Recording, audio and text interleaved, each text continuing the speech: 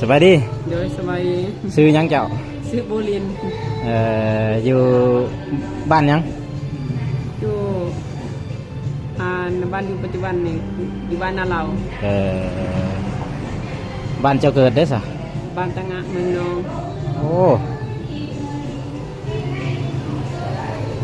ก็ได้ข่าวว่าไปเวียงจันทร์วะแม่นโอ้เคยเห็นใน TikTok จะเห็นน้ำตกบ่เป็นน้ำพุแต่ว่าเราไม่เข้าใจเลยคิดว่าน้ำตก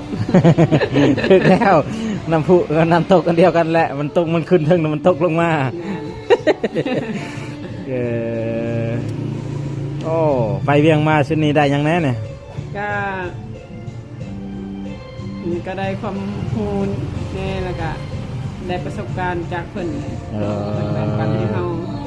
จากที่บ่เคยรู้แล้วเราก็รู้จักสิ่งที่เพิ่นสอนมากะว่าหากะแรกๆก็คงว่าได้น้อยเพิ่นสอนให้เฮาเพิ่นปั้นให้นะได้เพิ่นแบ่งคนละจุบ่เพิ่นอธิบายคิดว่าเพิ่นปั้นคือปั้นหอยปั้นปูปั้นปลาสินั่นแหละ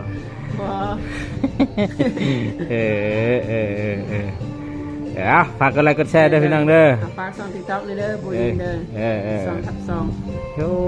แม่นบ่แม่นเจ้าก็ช่องดังเลยเนาะก็บ่ดัง